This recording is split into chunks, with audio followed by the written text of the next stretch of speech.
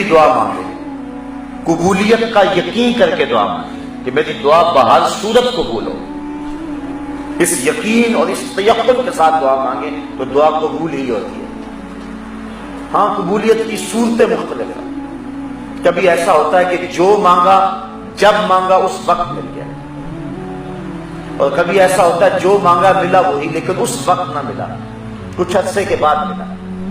اور کبھی ایسا ہوتا ہے کہ جو مانگا وہ نہ ملا، اس کے بدلے کچھ مل گیا،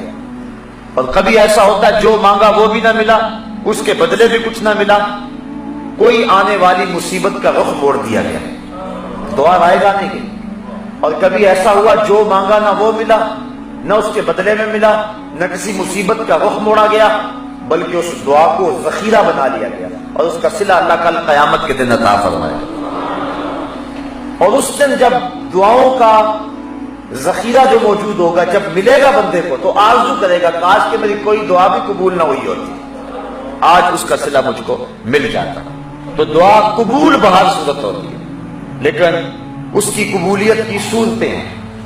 اللہ تعالیٰ حکیم ہے، وہ جانتا ہے اس کو کب دینا ہے، کیا دینا ہے، اس کی مانگ اور ڈیمانڈ اور چاہت پہ نہیں، بلکہ اللہ اپنی حکمت بالغہ کے تحت جانتا ہے۔ باپ گھر آیا، فروٹ کی ٹوکری لے آیا،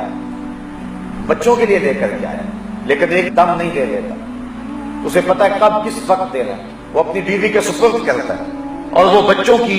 ضرورت کے تحت اور جو ان کا ٹائم ٹیبل ہے اس کے مطابق دیتی ہے۔ لایا سب کچھ بچوں کے لیے ہے، اللہ فرماتا ہے والذی خلق لکم ما فی الارض جمیعا، مجھے تو کسی چیز کی ضرورت نہیں، میں سب کچھ تمہارے لیے پیدا کیا۔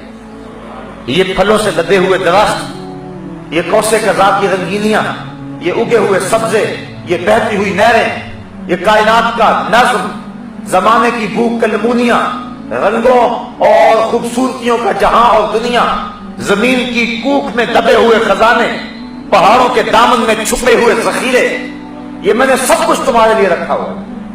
لیکن یہ مجھے پتا ہے ظاہر کب کرنا۔ اس لیے اللہ تعالیٰ کی حکمت بالغہ کے تحت جب وہ چاہے عطا کرتا ہے، لیکن ہے سب کچھ انسان کے لیے، پوری کائنات کا ایک ایک ذرہ انسان کے لیے، یہ سورج اس کو روشنی دینے کے لیے، یہ چاند اس کو چاندنی دینے کے لیے، اس کے پھلوں میں رس بھرنے کے لیے، 7 سمندر اس کے پانیوں کے لیے۔ انسان ذرا سوچے تو صحیح، اس رب نے اس کو کیا کچھ عطا کیا، زمین کتنا کتنا سونا اگل رہی ہے، اور کیا کیا کھیتیاں ہیں، اقسام انواع کی سبزیاں ہیں، لحمیات ہیں، شہمیات ہیں، اس کے لیے جو ہے وہ طرح طرح کے پینے کی چیزیں ہیں، کہیں اس کے لیے سبزی، کہیں اس کے لیے پانی، کہیں اس کے لیے چھتے کے اندر مکھیاں شہد جمع کر رہی ہیں، کہاں کہاں سے پھل چوستی ہیں، رس چوستی ہیں، اور اس حضرت انسان کے لیے جمع کر رہی ہیں، سب کچھ انسان کے لیے۔ لیکن اللہ تعالیٰ اپنی حکمت بالغہ کے تحت جو چاہے جب چاہے جس کو چاہے جتنا چاہے عطا فرماتا ہے، اس لیے دعا بہر صورت قبول ہوتی ہے، اس لیے دعا کثرت کے ساتھ کرنی چاہیے، الہا اور تکرار کے ساتھ دعا کرنا۔ مسجد نبوی کا ایک کونا ہے، ایک شخص نے ہاتھ اٹھائے اور دعا کیا مانگ رہا ہے، اے اللہ میں تجھ سے اس لیے مانگتا ہوں کہ تو میرا اللہ جو ہے،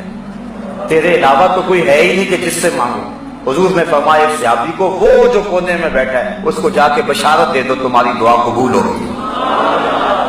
تو جب یہ ڈھب اختیار کر لیا جائے، حضرت مولا کائنات حضرت علی المرتضیٰ رضی اللہ تعالی عنہ کا کتنا خوبصورت جملہ اور مانگنے کا کیسا کریمہ ہے، کہتے ہیں اے اللہ تجھ سے وہ مانگ رہا ہے جس کے پلے دعا کے علاوہ کچھ ہے ہی نہیں، میرا کوئی اثاثہ نہیں ہے، میرا کوئی سرمایہ نہیں ہے، میرا سہارا صرف دعا ہے۔ اے اللہ اس شخص کو بخش دے جس کا آسرا اور جس کا سہارا صرف دعا ہے۔ اب بتائیے اس انداز سے مانگا جائے تو رحمت کے دربار ہی ہوں گے؟ اللہ تعالیٰ اپنی کرم نوازیوں سے مالا مال نہیں کر دے گا؟ وہ تو اتنا کریم ہے۔ حدیث سنیے، تمہارا رب حیا کرنے والا، کرم کرنے والا ہے۔ جب بندے اس کے سامنے ہاتھ پھیلا کے دعا کرتے ہیں، اللہ فرماتا ہے مجھے شرم آتی ہے ان کے اٹھے ہوئے ہاتھوں کو خالی کیسے موڑ دوں۔ جب انہوں نے مجھ سے ہی مانگا ہے، میں نے بھی نہ دیا تو کون دے گا؟ تو جب کوئی یہ دعا کرتا ہے کہ اے میرے مالک تو میرا رب اور میں تیرا بندہ، جب یہ کوئی انداز اختیار کر دیتا ہے تو پھر اللہ تعالیٰ اس کی جھولیاں بھر دیتا ہے۔ وہ تو اتنا کریم ہے، اس کو پکار کے تو دیکھ۔